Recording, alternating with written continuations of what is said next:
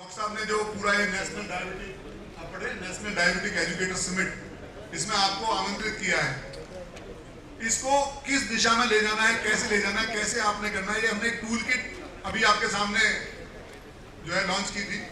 आपका इसमें स्केल होगा। डॉक्टर साहब ये सारी चीजें आपको लेके चलेंगे साथ। आओ इस जर्नी में हम अपने पथ प्रदर्शक श्री विश्वरूप राय चौधरी जी को आमंत्रित करें और उनके नेतृत्व में आगे बढ़े। जैसे वो बार बार कह रहे थे बीआरसी डाइट, वो बीआरसी डाइट क्या है और हम कैसे खाना चाहिए, आमंत्रित करते हैं डॉक्टर विश्वरूप राय चौधरी को। सब तालियां बजाकर उनका स्वागत करें। Doctor Biswaroop Roy Chowdhury. Thank you, धन्यवाद दोस्तों, आप सबका स्वागत है एक बार फिर। यहाँ दो मकसद है, टू गोल्स। पहला तो ये कि हम खुद के लिए कैसे करें और दूसरा सक्सेसफुली हम लोगों के लिए कैसे करें। उसमें कैलकुलेशन कैसे होगा, दवाइयों के बारे में आपने ऑलरेडी सीख लिया और उसकी आगे की जर्नी अभी तय करते हैं। कुछ लोग प्रोफेशन अगर इसको बनाना चाहते हैं फुल टाइम तो वो कैसे कर सकते हैं, that's what we are going to discuss. Keeping in mind आप में से काफ़ी लोग डायबिटिक एजुकेटर ऑलरेडी हैं, कुछ लोग जो जिनके एग्जाम नहीं दिया लेकिन they have learned all the things. कुछ लोग ऐसे हैं जो डायबिटिक एजुकेटर तो नहीं है बट वो they started curing people already, right. But you all have some knowledge at least. आप बिल्कुल रॉ जीरो से नहीं है, ये अंडरस्टैंड करते हुए मैं इसको आगे बढ़ाता हूँ। इंसान और जानवर के बीच में सबसे बड़ा अंतर यह है कि इंसान अक्सर दवा खाना चाहता है और इंसान की ये जो सोच है कि मुझे दवा खाना है, इस सोच की वजह से जो हेल्थ केयर है ये एक व्यापार बन गया है, बल्कि बहुत बड़ा व्यापार। अक्सर लोग पूछते हैं कि डायबिटिक एजुकेटर की जरूरत है, यहाँ कितने बड़े बड़े हॉस्पिटल्स हैं, सुपर स्पेशलिटी हॉस्पिटल, सो इसीलिए शायद जरूरत है डायबिटिक एजुकेटर की। तो हॉस्पिटल और हेल्थ केयर के नाम पे जो बिजनेस है, उस बिजनेस को बिजनेस ना करके let it be health care only. That's why it is our responsibility. 1990 तक हेल्थ केयर फिर भी ठीक चल रहा था, घपला उसमें कम था या बहुत कम था, लेकिन 1990 से लेकर 2001 तक कुछ अजीबोगरीब चीज़ हुई, अनयूजुअल बातें हुई। उसको अगर हम अंडरस्टैंड कर लें तो आगे की जर्नी में क्या दिक्कतें आएंगी, उनका सोल्यूशन क्या है, वो हमें समझ आ जाएगा। उसको समझाने के लिए 1990 और 2001 के बीच में कुछ अनयूजुअल चीज़ें हुई हैं जिसको समझे बिना हम आगे की जर्नी तय उतनी आसानी से नहीं कर सकते। उसको समझने के लिए 1990 से पहले वाले अगर मेडिकल बुक्स देखेंगे उसमें टोटल कोलेस्ट्रॉल की बात होती थी। टोटल कोलेस्ट्रॉल अगर 300 से ज़्यादा है तभी आपको कोलेस्ट्रॉल घटाने की जरूरत है। There was nothing called LDL, HDL, triglyceride, ऐसे कुछ नहीं। लेकिन उसके बाद 2001 की बात करें तो LDL भी आ गया, ये LDC नहीं LDL है, HDL भी है, ट्राइग्लिसराइड भी है। टोटल कोलेस्ट्रॉल 300 से घटा के उसको कर दिया 200। आज की बात करें तो 40 साल से ऊपर जो भी है कोलेस्ट्रॉल कुछ भी हो क्यों ना, फिर भी उसको स्टैटिंग स्टार्ट करने की, that is a new guideline. ठीक उसी तरह ब्लड प्रेशर की बात करें, 1990 से पहले it was 160/100 as a normal. 160/100 से ऊपर किसी का ब्लड प्रेशर है तभी उसको दवा देना है, जबकि उसके बाद 2001 और अभी भी 120/80 हो गया। ठीक इसी तरह से अगर हम ब्लड शुगर की बात करें, 1990 से पहले वो कहीं 220 से लेकर 250 के बीच में था। यूरोप में वो 250 के बीच में था और एशिया में 220 के आसपास था। लेकिन आज की बात करें तो फास्टिंग जो कि 100 राइट 100 से ऊपर अगर फास्टिंग आता है तो उसको भी डायबिटीज बोल देते हैं। सो इससे क्या हुआ एग्जैक्टली 1990 में जो बड़े बड़े शहरों में मेट्रोज में जो लोग दवाई ले रहे थे, दोज वर अबाउट 10%, 40 साल से ऊपर वाले अबाउट 10% पीपल वर पेशेंट। और ये चेंज की वजह से 2001 में करीब 87% of the population they became patient. 87% of population, 10% से। सो उनकी ऐसा नहीं कि उनकी हेल्थ ज़्यादा खराब होगी, लेकिन गाइडलाइन चेंज हो गए तो नंबर ऑफ पेशेंट वो ऑटोमेटिकली बढ़ गए। अच्छा, इसका नुकसान क्या है, ये करता क्या है, इसके लिए आपके किट में एक प्राइमर दिया हुआ, उसको निकालिए।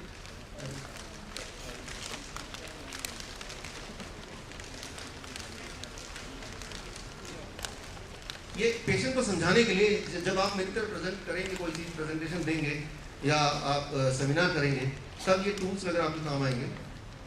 ये आपने निकाल दिया। इसमें देखिए ये जो ग्रीन साइड है उसको नीचे रखिए और एक पेन लेके इसके बीच में एक होल है,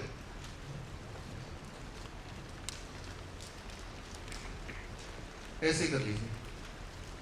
अब एक लेमैन को अगर समझाना है blood pressure, blood sugar and blood cholesterol ये आपस में कैसे कनेक्शन है, तो वो ये कि मान लो कोई डायबिटीज की दवा लेता है, ब्लड शुगर को घटाता है।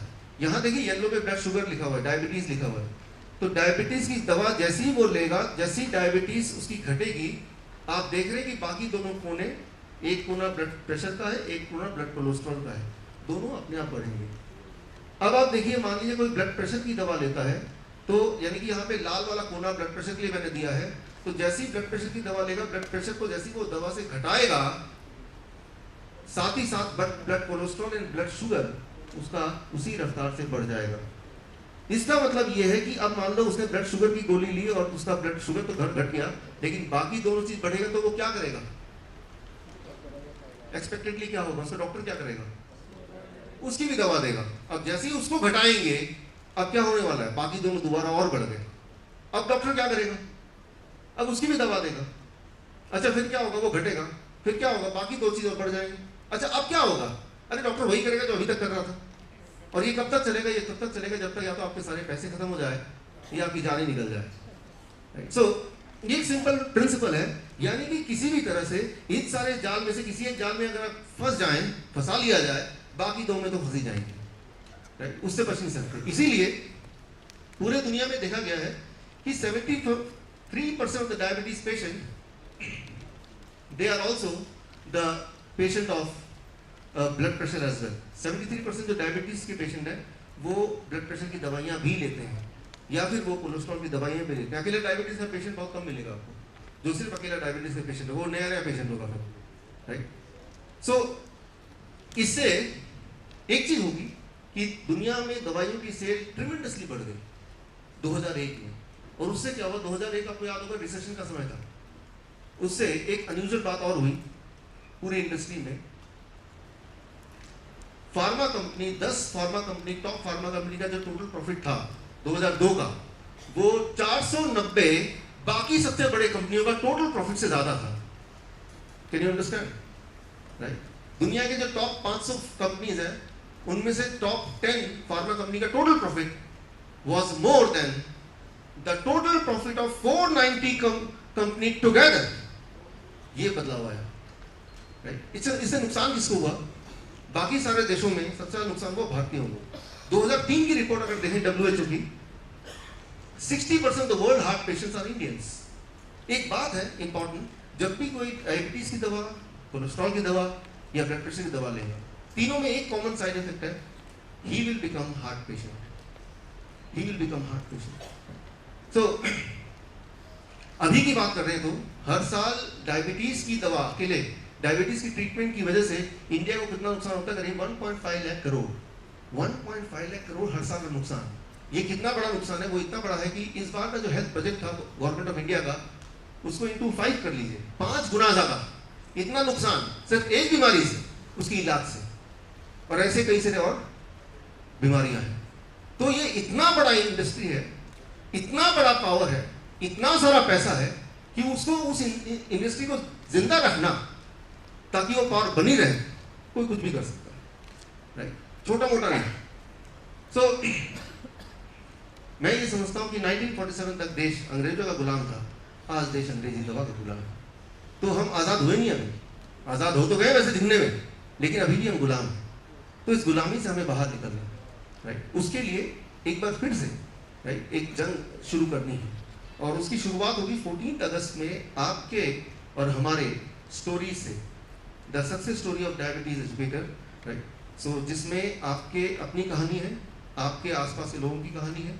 तो आप में से काफ़ी लोगों ने अपने अपने testimonials, case studies, examples book में ऑलरेडी मेरे पास आ गए हैं, हमारे ऑफिस में आ गए हैं, और जो जिन्होंने नहीं दिया वो आज दे देंगे, राइट? तो वो एक बन जाएगा। लोगों को विश्वास ही नहीं होता कि ठीक हो सकते हैं, उनके दिमाग में घुसा दिया कि आप ठीक ही नहीं हो सकते, राइट? पहला स्टार्टिंग ये होता है कि आप ठीक नहीं हो सकते, आप बताओ क्या करना है। So that kind of influence is there in the mind of the people. वो कैसे निकलेगा? वो मेरे बोलने से नहीं निकलेगा, कभी नहीं निकलेगा।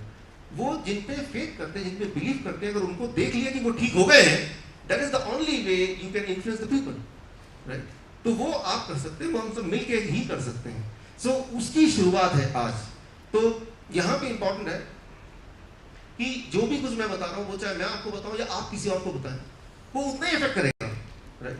मेरे बताने से वो टेक्निक या वो खाना ज़्यादा अच्छा इफेक्ट करेगा या किसी और के बताने से कम करेगा, ऐसा नहीं है। तो ये सबसे अच्छी बात है। दिस मीन्स ये सारी स्लाइड्स अगर आप भी ऐसे ही बोलेंगे किसी को भी, तो भी उतना ही इन्फ्लुएंस करने वाला है। ऊपर से अगर वो आपको पहले से जानता है तो और ज़्यादा इन्फ्लुएंस करेगा। सो उसकी आज शुरुआत है, और शुरुआत होगी 14 अगस्त, जो इंडिपेंडेंस डे का एक पहला दिन है, उससे एक दिन पहले वो डेट हमने खास चुना है उस बुक के लॉन्चिंग के लिए। वो इंग्लिश में, उसके बाद हिंदी में, फिर वियतनामीज में, इंडिया में सारे दुकानों में, और अमेजन और बाकी जितने भी ऑनलाइन स्टोर है पूरे वर्ल्ड में, हर जगह ये कहानी, आपकी कहानी लोगों तक पहुँचनी चाहिए। अखबार नहीं छापेगा, टीवी नहीं छापेगा, लेकिन आज भी सोशल मीडिया है, राइट? आज भी कुछ और तरीके हैं कि लोगों तक आपकी कहानी पहुँचनी चाहिए। अभी आपने ब्रेक से पहले कहानी देखा, सोमनाथ जी की कहानी देखी। सो मुझे आम आदमी या किसी और आदमी या बीजेपी उनसे कोई मतलब नहीं है, बट वो हमारे लिए पेशेंट है, अ सक्सेसफुल पेशेंट। फिर वो कहीं से भी जुड़े हो सकते हैं, राइट? सो वो आए थे, और ऐसे बहुत सारे लोग हैं, आप भी जानते हैं, उनकी कहानियाँ इनमें हैं, इन किताबों में। सो अब आगे सबसे बड़ा टेक्निकल क्लास इस बार हम शुरू करते हैं। हाई ब्लड शुगर क्या खराब होता है? पहली बात तो, किसी का ब्लड शुगर 300 आ गया, क्या वो खराब है? पहली बात तो हमारे दिमाग में भर दिया गया कि अगर 300 आ गया, 350 आ गया, 400 आ गया, वो खराब है। हाई ब्लड शुगर हमेशा खराब है, ऐसा नहीं है। Rule number 1, high blood sugar हमेशा खराब है, ऐसा नहीं है। कंडीशनल। क्यों हुआ हाई ब्लड शुगर? मैं आपको इसको समझाता हूँ। हार्ट में ब्लॉकेज खराब है कि अच्छा है? नॉर्मली खराब है। किसी पूछेंगे खराब है, इसको जरा समझिए, इसको इंटरेस्टिंग बढ़ाइए। 1953 की बात है, Jama journal of American medical association में से डिटेल पूरा रिपोर्ट आई है।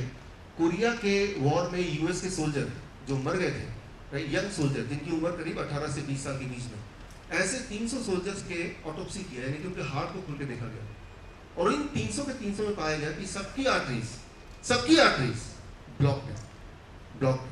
उसके बाद उससे 20 साल बाद वियतनाम वॉर हुआ, उसमें भी यूएस सोल्जर मरे, उनकी भी आर्टरीज खोल के देखी गई मरने के बाद, ऑटोप्सी। उनमें भी जो छोटी उम्र के सोल्जर्स थे, जिनकी उम्र 22 साल से कम वाले थे, उनकी आर्टरीज ब्लॉक निकली। जो बड़े उम्र के थे उनकी आर्टरीज उतनी ब्लॉक नहीं थी।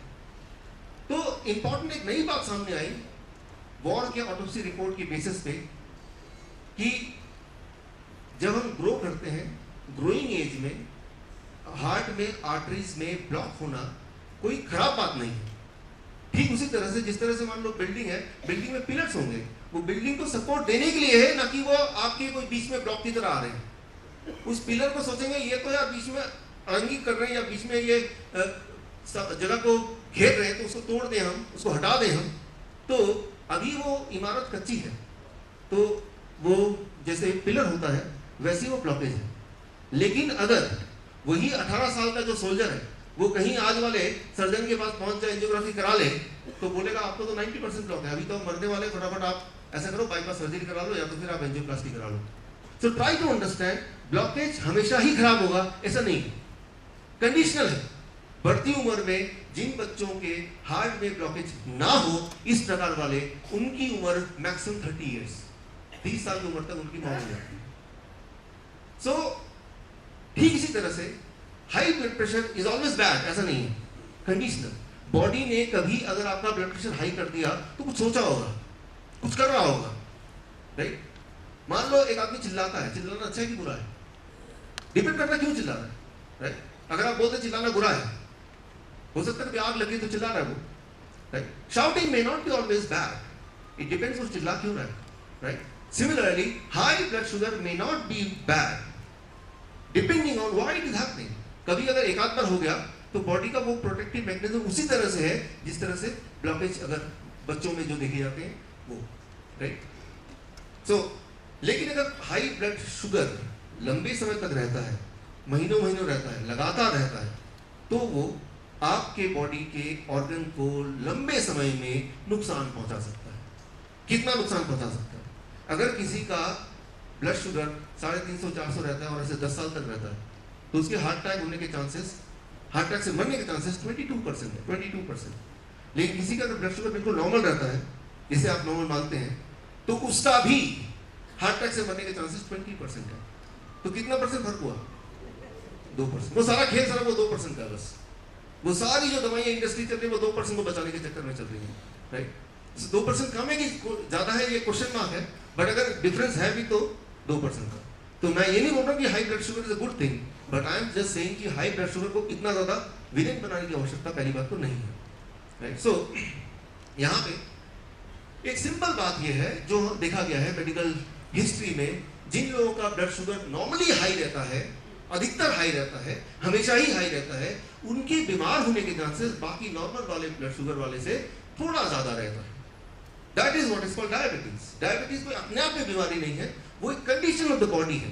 कुछ लोगों की बॉडी ने तय किया कि मैं तो इसकी बॉडी का ब्लड शुगर हमेशा 350 ही रखूंगा, right? So that is the decision the body has taken, और वो लंबे समय तक है। तो ऐसे लोगों की मौत थोड़ी जल्दी होती है, ऐसे लोग थोड़े जल्दी बीमार होते हैं, ऐसे लोगों को हार्ट फेलियर जल्दी होता है, किडनी फेलियर जल्दी होता है। लेकिन इसका मतलब ये नहीं कि जिनकी ब्लड शुगर नॉर्मल रहता है उनका हार्ट फेलियर नहीं होगा, किडनी फेलियर नहीं होगा, रेटिनोपैथी नहीं, उनका भी होगा, 2% कम होगा। सो वो 2% का खेल है, that is what we have to understand, make people understand. वो 2% भी हमें सेव करना है, right? We have to protect the person from that 2% as well, right? So अब यहाँ पे एक बात आती है, सबसे इंपॉर्टेंट बात, नॉर्मल ब्लड शुगर मतलब लेस बीमारी और हाई ब्लड शुगर मतलब हाई बीमारी। हाई ब्लड शुगर, कितने ब्लड शुगर को हाई ब्लड शुगर माने, ये एक बहुत इंपॉर्टेंट क्वेश्चन है, बल्कि सबसे इंपॉर्टेंट क्वेश्चन है। कितने ब्लड शुगर को माने कि वो हाई ब्लड शुगर है? ये कौन डिसाइड करेगा, कैसे डिसाइड करेगा? जब ये पहली बार डिसाइड हुआ तो क्या किया गया उसको समझते हैं हम। 1979 में पहली बार सोचा गया कि कितने ब्लड शुगर को हम हाई माने, तो उसको कैसे डिसाइड करते हैं मेडिकल की दुनिया में। तो उसमें पीमा इंडियन, जहाँ पे सबसे ज़्यादा डायबिटीज है या जब सबसे ज़्यादा हाई लोगों की शुगर रहती है, पीमा इंडियन ऐसे 1213 लोगों को इकट्ठे किए। मान लो यहाँ 1213 लोग हैं, या मान लो यहाँ 500 लोग हैं, और सबके ब्लड शुगर नापे गए, राइट? समझ आ रही? उसमें से करीब 20% लोगों के 100 के आसपास निकला, करीब 30% लोगों के करीब मान लो 125 के आसपास निकला। ऐसे ग्रुपिंग कर दिया, जैसे इसमें हिस्टोग्राम ऐसे एक ऐसा बन गया। कितने, मान लो करीब 20% लोग हैं जिनके 400 से ऊपर भी है, ठीक है? ऐसे करके एक हिस्टोग्राम बना दी, जो कि हम इस ग्रुप का भी बना सकते हैं इजीली। अब ये जितने भी पॉइंट्स हैं, ये जो बीच का पॉइंट है, यहाँ बीच का पॉइंट है, ये बीच का पॉइंट है, ये बीच का पॉइंट है, इनको आपस में कनेक्ट कर दिया तो एक पहाड़ सा बन गया। और कनेक्ट करने के बाद इसका एक बीच का पॉइंट बन गया, मतलब जो इस पहाड़ को इस पहाड़ से कनेक्ट करते हैं, इसे कहते हैं बाई मोडालिटी पॉइंट, राइट? ये जो पॉइंट है, अब यहाँ की ये देखा गया कि इसमें जो इस तरफ वाले पहाड़ है, इसमें 77 लोगों की आंखें खराब हो गई, और इस तरफ वाला पहाड़ जो है, इसमें एक को भी कोई वो की आंखें खराब नहीं हुई, रेटिनोपैथी। तो ये मान लिया गया वो जो पहाड़ का, दोनों पहाड़ का मीटिंग पॉइंट है, वो हम रखेंगे ब्लड शुगर का थ्रेशोल्ड, मतलब इससे ज्यादा होगा तो उसको डायबिटीज माना जाएगा। क्लियर होगी बात? लेकिन वो कितना रखा फिर कि 200 या 200 से ऊपर अगर होगा तो डायबिटीज माना जाए। लेकिन आप इसको गौर से देखिए, ये सीधा मैंने मेडिकल जर्नल से लिया है, क्या ये पॉइंट जो है दोनों को आपस में मिलता हुआ 200 पे है, ये करीब 250 के आसपास है, देख रहे हैं आप? तो 200 को अप्रोक्सीमेट ले लिया, उसको पत्थर की लकीर नहीं बनाना है। लेकिन मेडिकल जर्नल में अगर देखेंगे तो 200 नहीं था वो, राइट? वो कैसे 200 हो सकता है? 201 119 ऐसे क्यों नहीं है? वो एक्जैक्टली 200 ही क्यों है?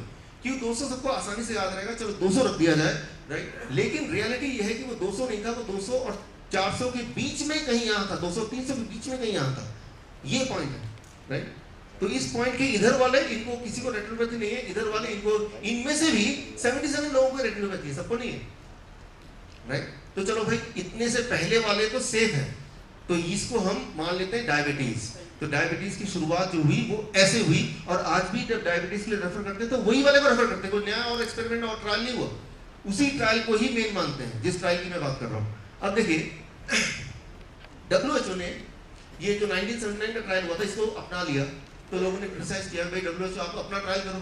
तो उन्होंने अपना ट्रायल करके देखा, सेम जैसे मैंने बताया, तो उनका जो निकला पीमा इंडियन पे नॉरियंस पे, वो निकला 250 से ज्यादा, सेम वही निकला। तो national diabetes data group, NDDG बोलते हैं इसको, उनका भी 250 से ऊपर, लेकिन उन्होंने जो ऐलान किया वो 250 ना बोल के 200 का ऐलान कर दिया। लेकिन WHO ने भी देखा कि वो 250 है।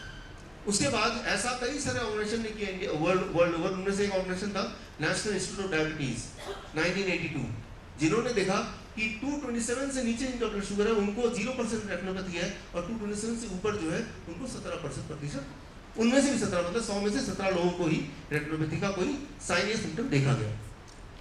तो इस तरह से अलग अलग तरह से रिजल्ट दुनिया में आए, कलेक्ट होते गए। ये सारा जो कलेक्शन हुआ 1979 से लेकर 1982 1983 तक ही हुआ। उसके बाद आज भी जब रेफर करते हैं तो उन्हीं वाले चीज़ों को रेफर करते हैं, उन्हीं वाले रिपोर्ट्स को ही रेफर करते हैं जो आप डायरेक्टली अभी यहाँ पे देख रहे हैं। लेकिन ये जब सारे हो रहे थे ट्रायल्स, तो जो ब्लड ले रहे थे पेशेंट का, वो ब्लड ले रहे थे वेन से। वेन से ब्लड, अगर जब कोई आता है आपको लाल पैन लैब से, तो कहाँ से लेता है वो? वेन से लेता है। लेकिन आप जब खुद घर पे टेस्ट करते हैं, कहाँ से टेस्ट करते हैं? फिंगर से करते हैं। वेन से जब भी ब्लड लेंगे तो ब्लड शुगर आपका 10% कम आएगा, राइट? लेकिन आप तो फिंगर से ले रहे हैं ना, तो जितना भी ब्लड शुगर आपका आया, राइट, उससे 10% और ज्यादा। फॉर एग्जाम्पल, हमारा स्टैंडर्ड मानते हैं 227 को स्टैंडर्ड मान लेते हैं, लेकिन आप अगर इससे लेंगे फिंगर से तो 227 से भी 10% और ज्यादा, यानी करीब 250। यानी कि अगर आप लैब से टेस्ट कराते हैं तो लगभग 227 से कम आपका ब्लड शुगर आना चाहिए, और घर पे टेस्ट करते हैं तो कितना आना चाहिए? 250 से कम आना चाहिए। ये सिंपल एक रूल है कि जब भी आप फिंगर से टेस्ट करेंगे, कैपिलरी से ब्लड लेंगे, तो वहाँ शुगर थोड़ा ज़्यादा मिलेगा, राइट? इसीलिए फिंगर वाला ज़्यादा है, या तो वेन से टेस्ट कीजिए। एक और बात इसमें सबसे इंपॉर्टेंट बात कि विंटर्स में ये फिगर बढ़ जाता है। जितने मैंने ट्रायल बताया आपको, WHO का बताया, NDDG का बताया, नेशनल डायबिटीज का बताया, ये सारे ट्रायल बाई चांस हुए ऐसी जगह पे जहाँ पे टेम्परेचर था 18 डिग्री सेल्सियस या फिर उससे ज़्यादा। जबकि हम जहाँ रहते हैं, दिल्ली में रहते हैं, जहाँ भी रहते हैं आप लोग, तो कई जगह पे ऐसा होता है कि वो 5 डिग्री पे भी टेम्परेचर चला जाता है। विंटर में ब्लड शुगर हमारा नेचुरली बढ़ जाता है, ये बॉडी का अपना प्रोटेक्टिव रोल है। सिमिलरली जैसे जैसे हमारी एज बढ़ती है, हमारा ब्लड शुगर ज्यादा रहने की जो हमारा टेंडेंसी है वो भी बढ़ जाती है। सिमिलरली जब किसी को बुखार आता है तो बॉडी प्रोटेक्ट करने के लिए ब्लड प्रेशर और ब्लड शुगर दोनों को बढ़ा देता है, जैसे बॉडी टेम्परेचर को बढ़ा देता है। तो बुखार में अगर ब्लड शुगर किसी का बढ़ा हुआ आएगा, उसको डायबिटीज नहीं बोलेंगे, वो बॉडी का प्रोटेक्टिव मैकेनिज्म है, राइट? सो बुखार में कई बार जब डायबिटीज टाइप 1 वाले पेशेंट आते हैं, मैं पूछता हूँ पहली बार कैसे पता चला, तो बच्चे को बुखार आ गया, हम डॉक्टर पास ले गए और चेक किया, ब्लड शुगर वो हाई निकला, तो वो डायबिटीज था। बुखार जब आपको अगली बार होगा, जो डायबिटिक पेशेंट नहीं है उनका चेक करेंगे तो वो भी हाई मिलेगा, राइट? वो अलग बात है कि भाई हम लोग नॉर्मली चेक नहीं करते, बुखार में सिर्फ टेम्परेचर चेक करते हैं, लेकिन जो डायबिटिक पेशेंट ऑलरेडी है, या आप डॉक्टर पास जाएंगे नॉर्मली, तो वो तो चेक करेगा ही करेगा। उनको तो पहले से प्रोटोकॉल है, उनको पता है बुखार है, चेक करो और उनको डायबिटीज पेशेंट बना दो, इंसुलिन भी डाल दो। एक बार अगर बॉडी को इंसुलिन की आदत लग गई, स्पेशली छोटे बच्चों को, they become a life long diabetes patient. तो ऐसा बोला जाता है डायबिटीज टाइप 1 और क्योरेबल नहीं, रिवर्सिबल नहीं है, लेकिन ऐसा है नहीं। आपके ही कितने पेशेंट हैं जिनके डायबिटीज टाइप 1 था, जैसे डॉक्टर ने बताया, but now they are not on insulin, they are not on medication, right? लेकिन अगर कोई लंबे समय तक इंसुलिन और मेडिकेशन पे रहेगा, छोटा बच्चा, तो बच्चा बड़ा हो गया, जब वो इंसुलिन पे है लंबे समय तक, 5 साल 7 साल 8 साल, बच्चा ग्रो हो रहा है, लेकिन जब वो इंसुलिन बाहर से ले रहा है तो उसका पेनक्रियास ग्रो नहीं हो रहा है। Try to understand this, right? तो तब अगर वो आपके पास आएगा, आप एजुकेटर हैं, तो आप वो डाइट देंगे भी, तो उसकी पेनक्रियास, क्योंकि वो ओरिजिनली छोटा है, तो वो उसकी कैपेसिटी उतनी नहीं है जो पूरे बॉडी को सप्लाई कर पाए। यानी कि उसका अगर 60 यूनिट इंसुलिन वो लेता होगा पहले से, आपके इंटरवेंशन के बाद 60 का 30 यूनिट तो हो जाएगा, 60 का 0 नहीं हो पाएगा। फिर वो बोलेगा ये तो फूड काम नहीं करता। लेकिन यहाँ पे टेक्निकल डिफिकल्टी ये है कि वो लंबे समय तक है। लेकिन कोई एडल्ट है, मान लो कोई 22 साल का आदमी है, वो डायबिटिक है और वो 20 साल डायबिटीज रहता है, फिर आपके पास आता है, लेकिन उसका पेनक्रियास जितना ग्रो होना था 22 साल की उम्र में ऑलरेडी ग्रो हो चुका है। 20 साल का डायबिटीज पेशेंट, एडल्ट वाला, उसको पूरी तरह से रिकवरी हो जाती है, चाहे वो इंसुलिन लेता हो। लेकिन अगर छोटा बच्चा 10 साल बाद या 5 साल बाद आता है, इंसुलिन लेते हुए 5 साल हो गए, तो वो 100% रिवर्सल कई बार नहीं भी होता है। उसका कारण मैंने आपको बता दिया, because the size of the pancreas was smaller, that remained small while the child was growing, right? Pancreas body के सारे मसल्स की तरह है। बॉडी का कोई मसल अगर आप यूज नहीं करेंगे तो क्या होगा? छोटा रह जाएगा। यूज करेंगे तो वो ग्रो करेगा। Same is the case, pancreas को बोल दिया भाई तुम्हें काम करने की जरूरत नहीं, बाहर से इंसुलिन आ रहा है, तुम तो आराम कर लो, so it will remain smaller. अच्छा, यहाँ पे इंपॉर्टेंट है, मैंने आपको बताया ये इतने सारे फैक्टर इस पे डिपेंड करते हैं किसी का कितना ब्लड शुगर रहना चाहिए, तो वो कैसे पता चलेगा, राइट? उसके लिए एक छोटा सा टूल है, इसका नाम है हॉब्स बीम। आपके उस पैकेट में उसको निकालिए।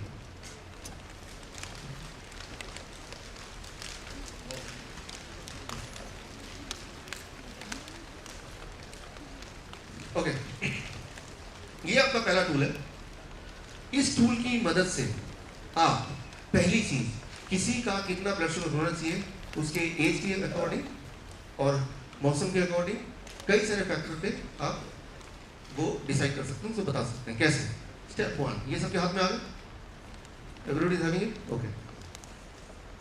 इसमें देखिए, इसमें एक ऑरेंज कलर का यहाँ पे आप देख रहे हैं एक छोटा सा एरो बना हुआ है, ठीक है, ऑरेंज कलर का एक ट्रायंगल सा बना हुआ है, मिल गया? कोई ऐसा जिसको नहीं मिला? मिल गया, राइट? Very simple. आपको क्या करना है, सबसे पहले पेशेंट को पूछना, what is your age? Let's say मैं आपका पेशेंट बताता हूँ, my age is 43 years, right? तो आपको क्या करना है, उस ऑरेंज ट्रायंगल को सबसे बाहर जो रेड कलर का हमारा मीटर है या गोला है, उसमें 43 पे उस ऑरेंज कलर को ले जाना है घुमाते हुए। 43 जहां पे 40 तो लिखा है, उसके बाद 41, 42, 43 ले जा पा रहे? सिंपल, उसको मैच करना है एज से। बाहर सबसे बाहर वाला जो गोला है लाल कलर वाला, वो एज का गोला है, उम्र का। तो ऑरेंज वाले वो ट्रायंगल को एज से मैच करना, एज के ऊपर ले जाना घुमा के। इस पार्ट में किसी को कोई दिक्कत? क्लियर है ना? अब जैसे ही आपने इसको घुमाया, 43 पे रखा, उसके बाद स्टेप 2, बीच में देखिए एक काले रंग का छोटा ट्रायंगल बना हुआ है, पॉइंटर बना हुआ है, देखिए देखिए वो पॉइंटर। उस पॉइंटर में देखिए कौन सा नंबर दिख रहा है, लाल वाले बड़े सर्कल में लिखा हुआ 245। यानी कि मेरा जो ब्लड शुगर है पोस्ट प्रेंडल वो 245 से नीचे होना चाहिए मेरी उम्र के मुताबिक, और ये मानते हुए कि ये गर्मी का सीजन है तब, ये नॉर्मल वेदर है तब। फॉर मी मेरा blood sugar should be less than 245। 2 घंटे पेट भर के खाया, 2 घंटे बाद मैंने टेस्ट किया, और टेस्ट करने के बाद मेरी जो रीडिंग आई वो 245 से कम है। I am not a diabetes patient. इतना क्लियर हो? अब मान लीजिए सर्दियों में मैं आपके पास जाता हूँ एज ए पेशेंट, आप पूछते भाई आपका एज कितना है, मैं बोलूँगा 43 ईयर्स। पर सर्दी मतलब जब टेम्परेचर हो 10 डिग्री से कम, तो टेम्परेचर कितना है मुझसे पूछने की जरूरत नहीं, वो तो आपको खुद ही पता है। तो विंटर में आपको ऑरेंज वाला ट्रायंगल को फॉलो नहीं करना है। आप देखिए ब्लैक वाले ट्रायंगल के सामने एक और ट्रायंगल है, देखिए लाल ट्रायंगल, ये ट्रायंगल है फॉर विंटर। अब इस लाल ट्रायंगल को घुमा के 43 के ऊपर ले आएंगे, जैसे आपने ऑरेंज ट्रायंगल घुमा के लाए थे।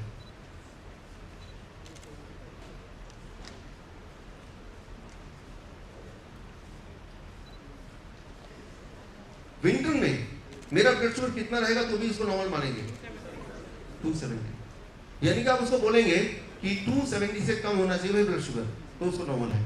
सो my blood sugar should range between 245 से 270 depending on what is the weather. पहली बात।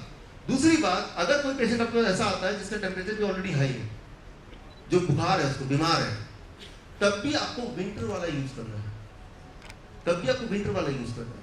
आप पूछे तो बुखार तो नहीं है, इन्फेक्शन तो नहीं है, जुकाम तो नहीं है, अगर है तो आपको लाल वाला यूज करना है, क्योंकि इन सारे कंडीशन में ब्लड शुगर नॉर्मली थोड़ा सा रेज होता है, उसको नॉर्मल मानेंगे।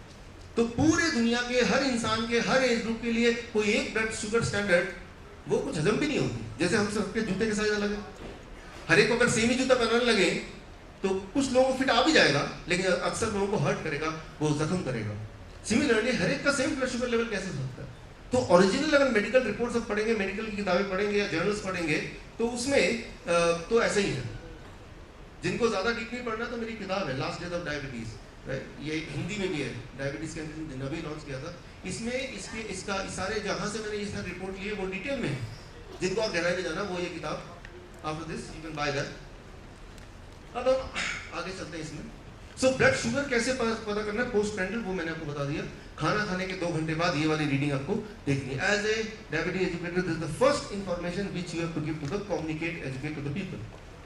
Step 1, right? अब देखिए, मान लीजिए मेरा ब्लड शुगर 300 रहता है, तो क्या मैं डायबिटिक पेशेंट हूँ कि नहीं हूँ? एम आई डायबिटिक पेशेंट और नॉट? यस। अब अगर मैं दवा ले लूँ तो मेरा ब्लड शुगर 200 आ जाएगा या फिर 100 आ जाएगा। दवा से अगर ब्लड शुगर घटा देंगे तो नंबर कम दिखेगा ग्लूकोमीटर में, but the risk factor will remain there only. Try to understand. 300 मेरा ब्लड शुगर है और मेरा जुड़ा है उसका भी 300 है, मैंने दवा ले लिया, मेरा 100 आ गया, 300 से 100 में यहाँ पहुँच गया, राइट, बट उसने नहीं लिया दवा, राइट, लेकिन उसका और मेरा हार्ट डिजीज से मरने का चांसेस सेम, अलग अलग नहीं है, इज इट क्लियर, राइट। तो दवा लेके आपने देखा डॉक्टर पवन प्रधान ने बताया दवा लेने से रीडिंग कम होती है, लेकिन क्या आपका इरादा रीडिंग कम करने का है या आपका इरादा रिस्क फैक्टर कम करने का है? सो दवा कभी भी रिस्क फैक्टर कम नहीं करती। इसके बारे में और डिटेल के लिए then the book is there, या फिर अब यहाँ देखिए इस तरह का मेटा एनालिसिस हुआ, मेटा एनालिसिस मतलब highest level of medical trial, उसमें करीब 9,500 लोगों को मेटफॉर्मिन लगा गया और करीब 3,500 लोगों को प्लेसिबो मतलब नकली दवा नहीं है, यूं ही दे दिया, कुछ बोल दिया आप दवा खा रहे हैं। तो इसमें देखा गया कि जिन लोगों को दवा पे रखा गया उनका ब्लड शुगर तो कम हो गया, लेकिन उनका risk factor amputation, heart failure, cardiovascular disease, mortality rate वो बढ़ गया। तो दवा ले रहे हैं, नंबर घटा रहे हैं, लेकिन हमारा रिस्क फैक्टर सेम ही रहा, उल्टा और बढ़ गया, राइट। और ये सिर्फ एक दवा के लिए नहीं है, ये कई सारी जितनी मेडिकल जो दवाइयाँ आती हैं डायबिटीज के लिए, वो आपने अभी नाम सुना सबके, ग्लिटाजोन हो या ग्लाइकोडाइड हो, उन सब की रिपोर्ट ये कहती है। रिपोर्ट अगर आपको जानना है तो एडॉप्ट ट्रायल है 2006, नेट में मिल जाएगा, अगर आप नेट में नहीं जानना चाहते तो मेरे बुक में मिल जाएगा, राइट। सो यहाँ तक ये कंक्लूजन पहुँचा एज एजुकेटर कि medicine can reduce the number but medicine increases the risk factor. Medicine आपके सेहत को खराब करेगा नंबर को घटा के, राइट। तो चॉइस क्या हमारी वो हमें समझाना होगा। क्या ये बातें दवा बनाने वाली कंपनी को पता थी? जिस दिन दवा बन के आती है, पहली बार लॉन्च होती है, उस दिन ही पता होती है कि दवा नंबर घटाएगा लेकिन रिस्क फैक्टर बढ़ाएगा, राइट। मैं आपको केस स्टडी बताता हूँ।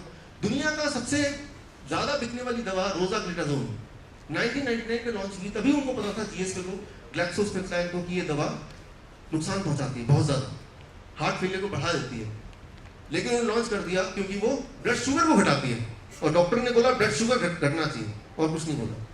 लेकिन डॉक्टर जॉन बूस, ये एडीए के तब हेड थे, उनको ये पता था, तो उन्होंने आवाज उठाई तो उनको चुप करा दिया, धमका दिया। उसके बाद 2003 में WHO में बहुत सारी रिपोर्ट आने लगी कि लोग जो वो रोज़ाग्लिटाज़ोन ले रहे थे उनके हार्ट फेलियर ज्यादा बढ़ते जा रहे थे। फाइनली ये हुआ, टू कट शॉर्ट, 2010 में रोज़ाग्लिटाज़ोन को बैन कर दिया गया, लेकिन और 2012 में कोर्ट ने $3 बिलियन का उन पे जुर्माना किया। लेकिन इंटरेस्टिंग बात है, तब तक उन्होंने $30 बिलियन ऑलरेडी कमा लिया था, तो वो तो पहले थे आते। $30 बिलियन में से $3 बिलियन देना कोई बड़ी बात नहीं है। $3 बिलियन कितना होता है? अगेन अभी का जो इस साल का हमारा नेशनल बजट है, हेल्थ बजट, उसका डबल कर लो, दैट इज $3 बिलियन, राइट। सो ये कोई एक दवा की कहानी नहीं बोल रहा हूँ, किसी भी दवा की बात करें, एक और दवा पायग्लिटाज़ोन की बात करें, उसकी भी कहानी कुछ ऐसा ही है। अब देखिए, ये दवा जब लॉन्च हुई, सेम टाइम पे लॉन्च हुआ और कई सारे देशों में इमीडिएटली बैन हो गया, जर्मन में, फ्रांस में, यूके में, इंडिया में बैन हुआ 2013 में 18 जून को, लेकिन 2013 में ही 31 जुलाई को वो बैन को दोबारा हटा दिया गया। वो फार्मास्यूटिकल कंपनी का इतना प्रेशर हुआ इंडियन गवर्नमेंट पे, तो बैन वो गायब हो गया, हट गया। तो मैं ये बोलना चाह रहा हूँ यहाँ पे कि now the role of diabetes educator comes in play, कि आपको ये सब रिपोर्ट लोगों तक पहुँचानी है, उनको एजुकेट करना है कि अगर बैन हट गया, इसका मतलब ये नहीं कि उनके ये दवा की जो रिस्क है वो कम हो गया। ये दवा जो भी लेते हैं उनको ब्लैडर कैंसर की शिकायत होती है, ब्लैडर कैंसर की। इंडिया में इस वक्त 20 लाख लोग ये दवा ले रहे हैं right now, which is ban in many countries, right. So here an educator can play an important role. So ये हमें पता है कि डायबिटीज की दवा लेके लंबे समय तक अगर आप रहेंगे, कोई भी रहेगा, तो उसमें रिस्क फैक्टर है। 20% लोग आखिरी जिंदगी में ब्लाइंड हो जाते हैं, 20 से 50% लोग किडनी फेलियर होता है, 19% लोग एम्पुटेशन होता है। तो ये सारी बातें कॉमन है, इसीलिए it is not a good idea to remain diabetic patient और to be on the drugs for longer time, right. कोई बोलता नहीं काम तो चल रहा है, चलने दो, राइट। काम चल नहीं रहा है, कोई बोलता मुझे तो कोई फर्क नहीं पड़ा, पहले 10 साल 15 साल फर्क नहीं पड़ेगा, फिर अचानक से ये सिम्टम दिखाई देने लगते हैं, राइट। जैसे ब्लाइंडनेस के सिम्टम दिखाई देने लगते हैं, किडनी फेलियर के सिम्टम दिखाई देने लगते हैं, दो थिंग्स कम सडनली, राइट। और वो अक्सर डायबिटीज की वजह से, ज्यादा डायबिटीज के जो दवाइयों के साइड इफेक्ट है उससे। ये क्विकली आप समझ लें कैसे। दो लोग हैं, दोनों का 300 रहता है, और एक दवा लेता है और वो ब्लड शुगर कम करता है, दूसरा दवा नहीं लेता है, तो 300 के आसपास ही उसका ब्लड शुगर रहता है। जो दवा लेता है तो जैसे ही वो कम होता है फिर बढ़ता है, अगले दिन फिर दवा ले लेता है, फिर कम होता है। तो ये जो कोना आप देख रहे हैं, इस कोने को कहते हैं मेडिकल टर्म में स्पाइक्स। ये जो स्पाइक्स है ये कांटे की तरह है, ये जो ब्लड वेसल्स है उसको खोखला कर देती है, उसको छेद कर देती है, उसको खराब कर देती है, उसको इन्फ्लेमेशन डाल देती है, और इसकी वजह से ब्लड शुगर के साथ साथ वो ब्लड प्रेशर का पेशेंट बन जाता है, राइट। सो इम्पॉर्टेंट क्या है, ब्लड शुगर कम होना, लेकिन दवा से जब भी कम करेंगे तो झटके से कम होगा, बढ़ेगा, दैट इज कॉल्ड स्पाइक बनेंगे, एंड स्पाइक्स कांटे की तरह है जो आपके ब्लड वेसल में चुभते हैं, right. So that is how it is important कि blood pressure, blood sugar high है तो वो खराब है, लेकिन हाई है और दवा लेके कम कर रहे हैं तो और खराब है, राइट। तो एक बात तो ये है कि कोई भी इंसान ब्लड शुगर की दवा तो लेनी ही नहीं चाहिए, ब्लड शुगर कितना भी ज्यादा क्यों ना हो, right. That is one thing very clear, blood sugar ज्यादा होना ठीक नहीं है, दवा से कम करना, that means they are inviting the spikes, और ये spikes are more damaging than the diabetes itself. Diabetes के जितने नुकसान हैं उससे ज्यादा नुकसान है उन स्पाइक्स के, राइट। सो कंक्लूजन ये है, reducing blood sugar with the medicine increases the risk of heart failure and death. ये क्लियर हो गया। ये सारी बातें शुरू कहाँ से हुई, मैंने आपको बताया, ये 200 का फंडा ये 1979 में शुरू हुआ, फिर ADA, right, American diabetic association, इन्होंने बोला कि भाई ये सारा कुछ हम तामझाम संभालेंगे। ये मुखौटा है उन 10 कंपनियों का जिनके बारे में मैंने बताया, राइट, दोज 10 टॉप 10 कंपनी जिनका combined profit is more than the combined profit of 490 companies, उनका मुखौटा है। तो उन्होंने 1997 में 126 कर दिया, फिर 2003 में उनको 100 कर दिया कि फास्टिंग को भी ले आए। और आज की बात करें, आज अगर आप डॉक्टर के पास जाते हैं तो अगर पोस्ट प्रेंडिल 140 से ऊपर है तो भी आप डायबिटिक हैं, अगर सुबह का फास्टिंग 100 से ऊपर है तो भी आप डायबिटिक हैं। और एक और चीज़ आ गई HbA1c, ये बड़ा ही कंफ्यूजिंग है। ये कंफ्यूजिंग है इसलिए ये और ज़्यादा लोगों को भ्रमित करके लोगों को ये एहसास दिलाता है या उसको प्रूव कर देता है यू आर डायबिटीज पेशेंट। अब इतने सारे जाल हैं, इन जाल में से किसी न किसी में तो कोई भी फंस जाएगा। तो सही मायने में डायबिटीज पेशेंट वही नहीं है जिसने कभी ब्लड शुगर टेस्ट नहीं कराया, राइट। जो भी ब्लड शुगर टेस्ट कराएगा, HbA1c कराएगा, पोस्ट प्रेंडिल टेस्ट कराएगा, और कराइए, कौन ऐसा निकलेगा जो सारा कुछ इससे नीचे होगा। इससे नीचे करना प्रैक्टिकली पॉसिबल तब है जब आप एक्चुअली दवा लेंगे या इंसुलिन लेंगे। नॉर्मली नॉर्मल लोगों की, 40 साल के ऊपर वाले लोगों की, एक हेल्दी इंसान की ब्लड शुगर या ये रेंज नॉर्मली नहीं आ सकती, एबनॉर्मल होके आ सकती है, right. That means the whole of population itself is diabetic patient according to ADA 2010 report, right? So ये सारी जो आई हैं, आपको लग रहा होगा ये आया कहाँ से, इसके पीछे बहुत सारे ट्रायल होंगे, बहुत सारे एक्सपेरिमेंट होंगे, ऐसा कुछ लग रहा है। ये 100 फास्टिंग होना चाहिए, ये सारा चीज, but reality is something else. ये सारा आया कहाँ से, ये पूछा गया अमेरिकन डायबिटिक एसोसिएशन से कि ये सारे फिगर मिले कहाँ से, हम क्यों मान लें। तो उनका जवाब, उनके अपने मैगजीन में, उनके अपने जर्नल में उनका जवाब आया कि हमें नहीं पता कहां से आया है, हमें ऐसा लगा, उनका जस्टिफिकेशन था, हमें ऐसा लगा कि अगर ऐसा नंबर दे दिया जाए तो सब कुछ ठीक ही रहेगा। और कहा कब तक लगेगा, कहा देखते हैं क्या होता है।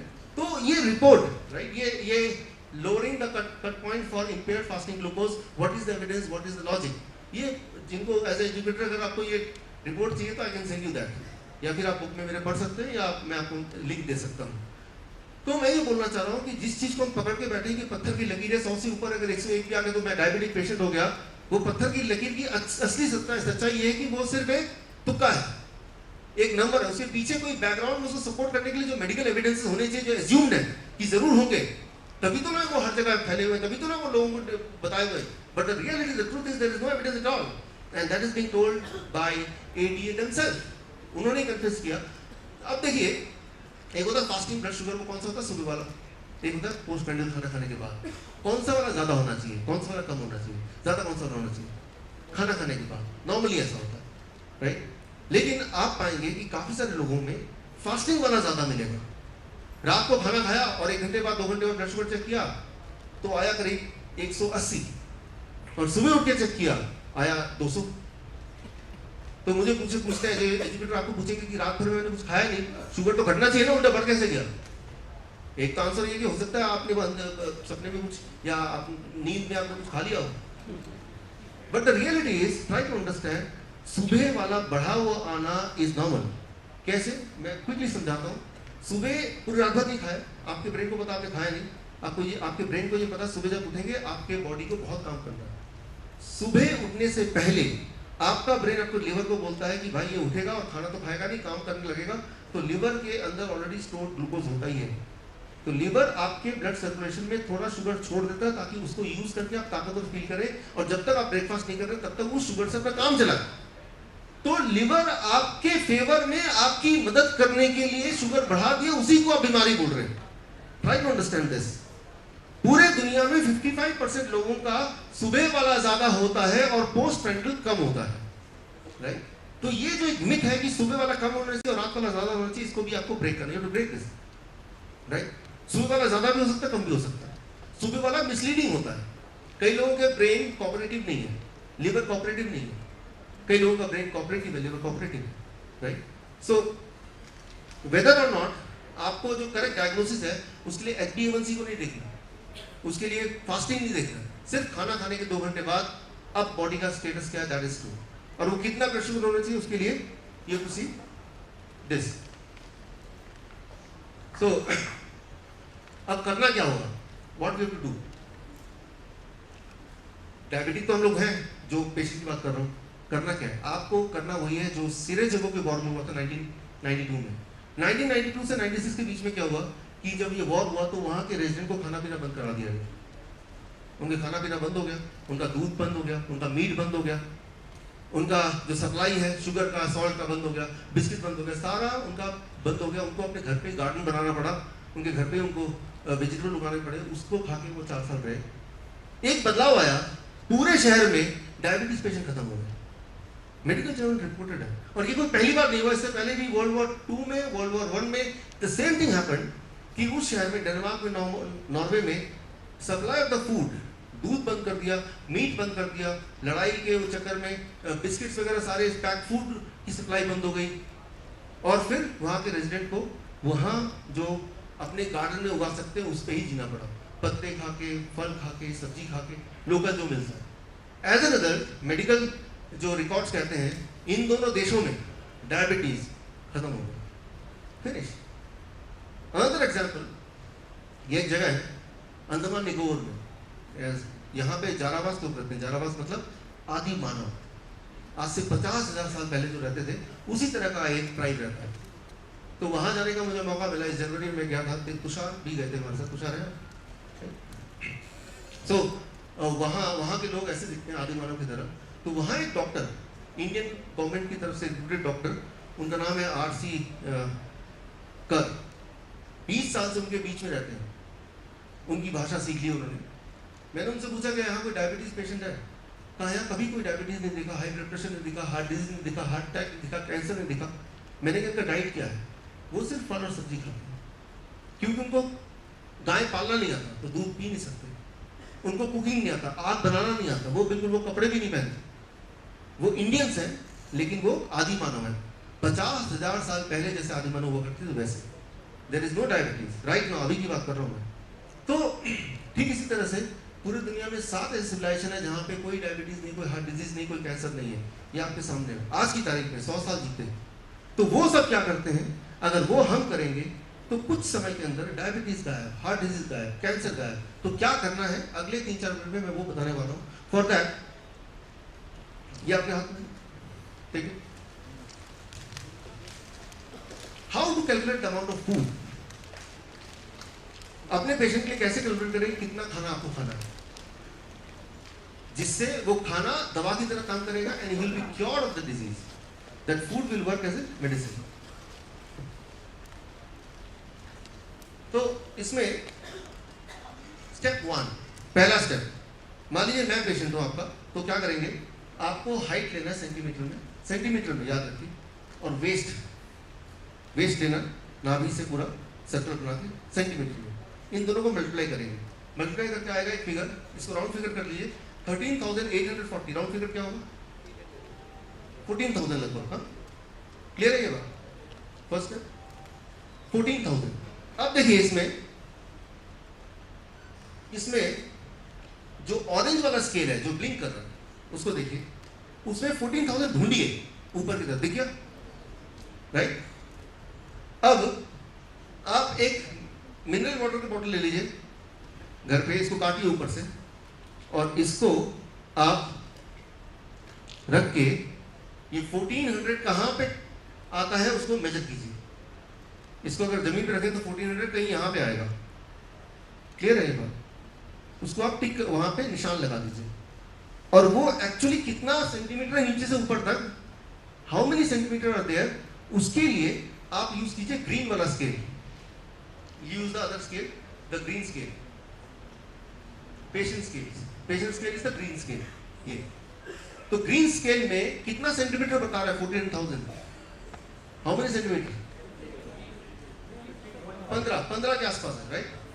तो उस पेशेंट को बोलना है कि आपकी मेजरमेंट है 15 सेंटीमीटर नीचे से बॉटल, 1 लीटर वाला बॉटल के यहां तक जब फ्रूट्स पूरी तरह भर जाए, तो जितने फ्रूट्स होंगे वो आपका 12 बजे से पहले का डोज है, दवा है। खाना नहीं है वो, खाना तो उसके अलावा कुछ भी खा सकते हैं, रोटी खाना है उसको, चावल खाना है, कुछ भी खाना है, बट वो खाने के बाद फ्रूट्स, अगर उससे पेट भर गया तो उतना ही है, राइट? लेकिन वो कैसे, उसके लिए इंपॉर्टेंट है साइज। ये जो साइज देख रहे हैं आप, देख रहे हैं, इस साइज के, इसके अंदर से वो फ्रूट चला जाना चाहिए। इतने छोटे काटने पड़ेंगे और उसके बाद वो ठीक से हट जाए, उसके लिए इसको टैप करना 5-25 बार, तो जितने फल आ जाएंगे उतनी आपकी क्वांटिटी है। रोज नहीं काटने छोटे टुकड़ों में। एक दिन आपको अंदाजा लग गया कि इतने केले, इतने आम, इतने चीकू या इतने अंगूर मैं काटूंगा और ऐसे काटूंगा तो इतना, तब जाके वो बनता है। तो अगले दिन तो उसको काटने की जरूरत नहीं, अंदाजा आ गया, फिर तो उतने अंदाजे से वो खा लेगा। ज्यादातर पेशेंट जो ठीक नहीं होते या उनको दिक्कत आती है वो तब जब वो कम खाते हैं, डोज नहीं लेते। लेकिन पेट नहीं भरा तो आप कुछ और भी खा सकते हैं या इसको और बढ़ा सकते हैं। ये दवा है, मैं ये डाइट नहीं बोल रहा। इतना dose will work as a medicine to keep the sugar level under control. ये तो गया ब्रेकफास्ट में। अब लंच में क्या करना है? The same rule.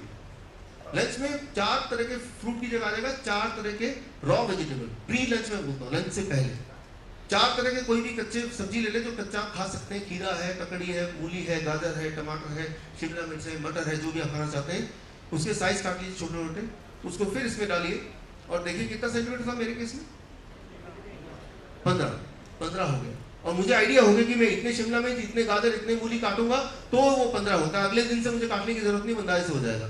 उतना मैं लंच से पहले खा लूंगा। अब अगर जगह है तो रोटी चावल सब्जी जो खाना है खा लूंगा। डिनर में भी यही करना है।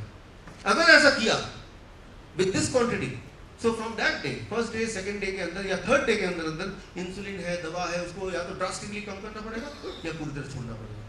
छोड़ना है कि नहीं, उसके लिए कितना ब्लड शुगर तक आना चाहिए वो आपने पहले ही रीडिंग दे दी है, राइट? सो मैं ये बोलना चाह रहा हूँ यहाँ पे रिपीटेडली कि क्या खाना है वो इंपॉर्टेंट है, लेकिन कितना खाना है, व्हाट इज द डोजेस, वो उससे ज्यादा इंपॉर्टेंट है।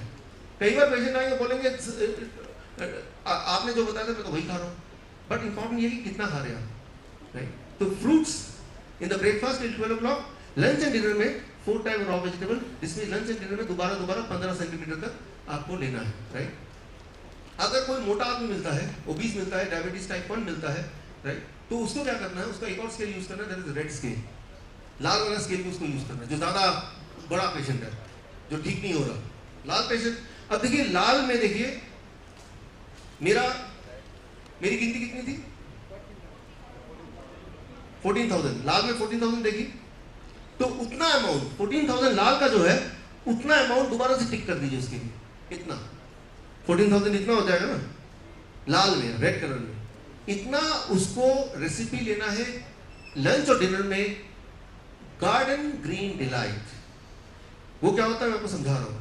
तो मतलब बाकी जो मैंने बताया वो तो खाना ही है, साथ में लंच एंड डिनर में ये डोज और ज्यादा लेना है। गार्डन ग्रीन डिलाइट वो सिंपल है, कोई भी 4 तरह के पत्ते जो खा सके, जैसे पान का पत्ता, मूली का पत्ता, सलाद पत्ता, पालक का पत्ता, पुदीना, तुलसी का पत्ता, राइट, सो धनिया का पत्ता, इनमें से जो 4 तरह के पत्ते आपको मिल जाए, हरे पत्ते, उनको काटें उस छोटे साइज में और इसके अंदर डालें। और कहां तक, 14,000 of red. 14,000 of red green में कितने में कन्वर्ट हो जाता है सेंटीमीटर से, अबाउट 10। और लेकिन वो खुले ये टू टैप इट, ताकि वो बिल्कुल ठूस के भर जाए, राइट? तो ऐसा अगर वो लंच और डिनर में साथ में ऐड कर लेगा तो उसको जो इंसुलिन लेने की जरूरत पड़ रही थी 2-4 यूनिट या 10-15 यूनिट, वो भी पहले दिन से दूसरे दिन से खत्म हो जाएगा। लेकिन ये बाद में दे सकते हैं, जो बोलेगा कि मेरा पूरी तरह खत्म नहीं हुआ तो उसको बाद में बोल सकते हैं, क्योंकि तब तक उसको आदत पड़ चुकी होगी फ्रूट एंड वेजिटेबल की ऑलरेडी। पहले दिन देंगे तो हो सकता है इतना सारा कुछ देके वो डर जाए, घबरा जाए, वो कुछ भी ना करे, राइट? सो अगर ऐसा कोई किसी को देंगे तो क्या होने वाला है, what do you expect? Within the first 72 hours his diabetes is gone, sugar level is gone, right? Within the first week high blood pressure, high cholesterol, intestinal disorder.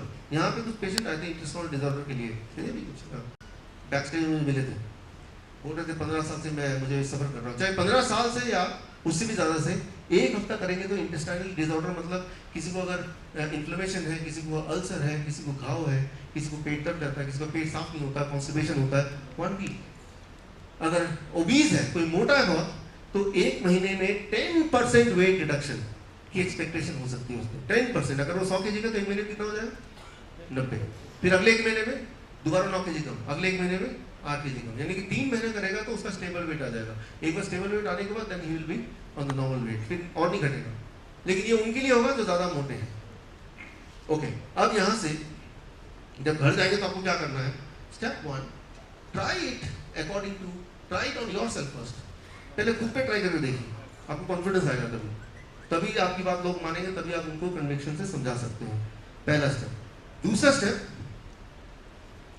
Spread this knowledge and help people cure diabetes. लोगों, जो कि आपका prime काम है, जिसके लिए हम यहाँ पे हैं, डायबिटीज एजुकेटर, लोगों तक पहुँचना. लोगों तक पहुँचने में अपने आप में मेथड है, टेक्निक है. कैसे? या तो आप इसी तरह के सेमिनार ऑर्गेनाइज करें जैसे अभी हमने किया, या फिर हमारे जो सेमिनार होता है उसमें आप भी आ जाए, अपने पेशेंट को भी भेजें. कैसे करेंगे?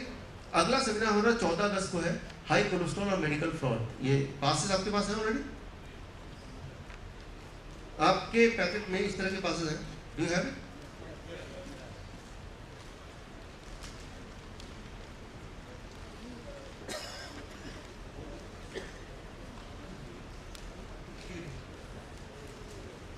तो ये पासेस हैं, ये आप में इसमें एड्रेस वगैरह है, तो इसमें 10-10 है. आप अपने 10 पेशेंट को दे सकते हैं उस दिन आने के लिए. जो दिल्ली से बाहर है तो उनको भी दे सकते हैं. क्यों? क्योंकि आप जरूरी नहीं कि फिजिकली वहाँ पे आए, ऑनलाइन भी लाइव उसी समय आप ज्वाइन कर सकते हैं. वो कहाँ पे लिंक है? वो लिंक यहाँ पे दिया हुआ है. Did you get that? है लिंक यहाँ. तो जो जहाँ पे है घर बैठ के भी वो लाइव देख सकता है. और इस दिन आपकी जो किताब है डायबिटीज एजुकेटर सक्सेस स्टोरी, इसका विमोचन भी है, लॉन्च भी है. तो एक तो आपको आना ही है, और जो बाहर है, दूर है, जो नहीं आ सकते, उनको ऑनलाइन ज्वाइन करना है. और ये 10 पास आपके पास हैं, जिनको 10 की जगह 100 चाहिए या 200 चाहिए, वो भी बाहर से, बाहर हमारा काउंटर है, वहाँ से you can collect it so that you can give it to your friends, ताकि आप अपना डायबिटीज एजुकेटर का जो रिस्पॉन्सिबिलिटी वो ठीक से निभा पाएँ. या नीचे देखिए, name of the patient and name of the diabetes educator, एक वो दिया है ऊपर है. तो जब आप किसी डायबिटीज पेशेंट को देंगे या किसी भी पेशेंट को देंगे, उनका नाम यहाँ पे डाल देंगे, you put their name here, right, ताकि हमें ये पता चले कि किसने रेफर किया. और आगे से अगर उनका कोई सवाल आएगा, कुछ आएगा, तो हम आपके कोऑर्डिनेशन में उससे हम बात करेंगे, ताकि आपको पता है कि उनकी इम्प्रूवमेंट क्या है, वो क्या चल रहा है. पहला सारा कुछ है. 15 वाले में आ रहा हूँ. 15 वाला क्या है? 15 तारीख को आपको अपने अपने शहर में वही करना है जो मैं करता हूँ.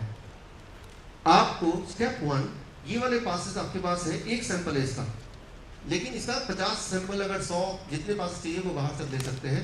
और आप अभी घर जाके 100 लोगों के नाम लिखे जो डायबिटिक पेशेंट है, और इसमें वेन्यू, अपना घर का एड्रेस या जो भी आप वेन्यू करना चाहते हैं, और अपना नाम डाल के आप डिस्ट्रीब्यूट कर सकते हैं. और उस दिन आप मेरी तरह प्रेजेंट कर सकते हैं, because you are a diabetes educator, right. यही तो हमारा प्राइम काम है, राइट. उस वक्त क्या क्या तैयारी करनी है वो मैं बता दूं. पहले पीपीटी होनी चाहिए आपके पास, प्रेजेंटेशन होना, जैसे ये है. तो वो जो प्रेजेंटेशन है जो आपके पास होना चाहिए, वो प्रेजेंटेशन मैं आपको दे दूंगा. I give that presentation. Second, practice. कैसे प्रैक्टिस करना है? जो लोग 15 तारीख को करना चाहते हैं वो प्रैक्टिस भी मैं आपको कैसे करना है बता दूंगा, राइट. आपकी प्रैक्टिस करा दूंगा मैं ईमेल पे, राइट. Third, profile. जब आप कहीं पे भी जाएंगे तो वो बोलेंगे कि भाई आप कौन है, क्या आप डॉक्टर हैं, तो आपको प्रोफाइल भी थोड़ा इनहांस करना है. प्रोफाइल में सिर्फ इतना ही नहीं है कि भाई diabetic educator, that is one certificate. आपको कुछ ऐसा जो इंटरनेशनली भी रिकॉग्नाइज्ड है, ऐसा सर्टिफिकेट चाहिए. उसके लिए I suggest you, Harvard medical school का एक सर्टिफिकेट है, lifestyle medicine, nutrition and metabolic syndrome. करीब $25 यानी 1500 रुपये में ये सर्टिफिकेट मिलता है. इसका एक ऑनलाइन छोटा सा एग्जाम होता है. वो एग्जाम के क्वेश्चन पेपर आंसर शीट मैं आपको पहले ही दे दूंगा, ताकि आपको ज़्यादा मेहनत ना करनी पड़े, राइट. एक्चुअली वो लोगों को दिखाने के लिए है. आपको सब कुछ पता है, क्योंकि जो वो सिखाएंगे वो तो उल्टा ही सिखाएंगे ना, राइट? तो वो सीखना ही क्यों है, लेकिन एग्जाम क्योंकि लोगों को दिखाने के लिए चाहिए, राइट? सो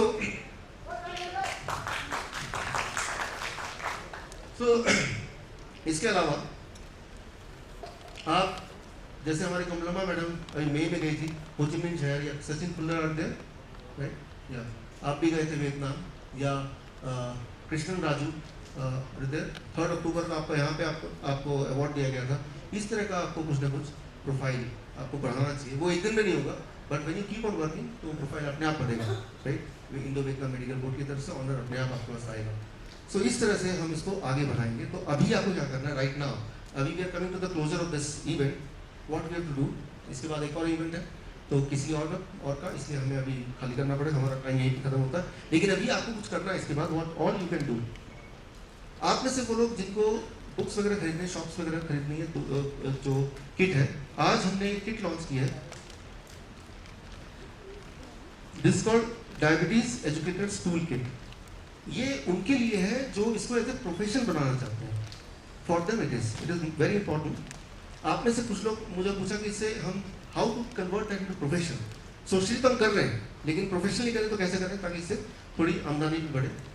सो उसके लिए क्या करना है, this kit, right? This kit you can buy from outside. ये आपको 300 रुपये मिलेगा। इसके अंदर सारे टूल्स हैं, राइट? और इसके अंदर ये प्रिस्क्रिप्शन फॉर्म है इंडो वियतनाम मेडिकल बोर्ड के, राइट? और इसकी एक ट्रेनिंग है 2 घंटे की, जो ऑनलाइन ट्रेनिंग है। वो ट्रेनिंग थ्रू वीडियो आपको मिलेगा। जब आप ये ले लेंगे देन आपका ईमेल आईडी हमारे पास आ जाएगा, तो विल गिव द ट्रेनिंग। उस ट्रेनिंग के बेसिस पे आप इसकी मदद से you can start your OPD, right? Out patient department.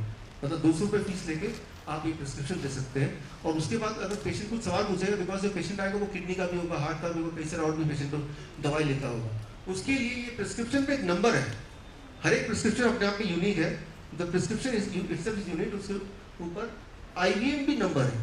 ये जो नंबर है, इस नंबर से हम उस पेशेंट को अपने डेटा बैंक में रजिस्टर करेंगे, और हमारा जो सेंट्रल मेडिकल टीम है वो मेडिकल टीम आपके उस पेशेंट को के मेडिकल डॉक्यूमेंट्स को रिव्यू करेगी और उस एक्सपर्ट एडवाइस थ्रू ईमेल, उसके ईमेल पे, और एक CC आपके ईमेल पे जाएगा। यानी कि जो आपका वाला जो पेशेंट है उसमें बाकी जो सपोर्ट सिस्टम है वो Indo Vietnam medical board team की जो मेन टीम करेगी। आपको सिर्फ ये डाइट देना है, और बाकी के लिए इसके अंदर ऑलरेडी ईमेल आईडी लिखा है, सारा चीज़ लिखा है, रूल्स लिखे हैं, वो हमसे जुड़ जाएगा, राइट? सो क्योंकि वो कॉम्प्लिकेटेड चीज़ है, कोई हार्ट का है, कोई कैंसर का है, सारा जवाब दे नहीं सकते, नहीं देने की जरूरत। आपको सिर्फ डाइट लिखिए। डाइट कैसे लिखना, उसके लिए आपकी 2 घंटे की ट्रेनिंग है, प्लस वो टूल है हॉब्सव्हील, उसकी मदद से आप वो डाइट दे सकते हैं। लेकिन ये वही कर सकता है जो डायबिटीज एजुकेटर है। जो डायबिटीज एजुकेटर नहीं है, they can become a diabetes educator. उसके लिए बाहर स्टॉल है, वहाँ पे आप पूछ सकते हैं। ये but last thing here before we close, ये जो किताब है, इस किताब में आप में से कुछ लोगों के नाम ऑलरेडी आ गए हैं, बिकॉज वो या तो टेस्टिमोनियल खुद है या आप डायबिटीज एजुकेटर हैं। और जिनके नाम नहीं है वो कैसे आ सकता है, वो या तो आप डायबिटीज एजुकेटर हैं तो ही आ सकता है, नहीं है तो आप एजुकेटर बन जाइए तो आ जाएगा। आज एनरोलमेंट हो रहा है तो एनरोल कर लीजिए। लेकिन एनरोल करना तो फर्स्ट स्टेप है। सेकंड स्टेप क्या है, the second step is that you to cure a patient. सिर्फ डायबिटीज एजुकेटर बनने से बुक में नाम आने से फायदा नहीं, या तो आप क्योर कीजिए। और जिनके लिए पास टाइम कम है, तो अगर 15 तारीख को आप ये अपना सेमिनार करते हैं अपने शहर में अपने दोस्तों के बीच में, right? In that condition also will put your name as a diabetes educator with your photograph and email ID and phone number. यहाँ पे हमारे पास फोन आता है नागपुर से फॉर एग्जाम्पल, तो नागपुर में जाकर समझा नहीं सकता, लेकिन अगर वहाँ पे ही हमारा कोई एजुकेटर है, we can give their reference. और वो बुक जब पूरे इंडिया में लोग खरीदेंगे तो वो अपने अपने शहर के एजुकेटर को ढूंढ लेंगे। इसलिए यहाँ होने से आपको और हमें फायदा है इस नॉलेज को आगे स्प्रेड करने के लिए, राइट? लेकिन उसके लिए आपको थोड़ी मेहनत करनी पड़ेगी। You have to enrol yourself to become a diabetes educator, और if you already then you have to give a testimonial, और अगर टेस्टिमोनियल नहीं दे पा रहे then you have to do a programme that is on 15th of September August in your own city, right? So अब आपको क्या करना है, एक फीडबैक फॉर्म है आपके पास। We have a feedback form here.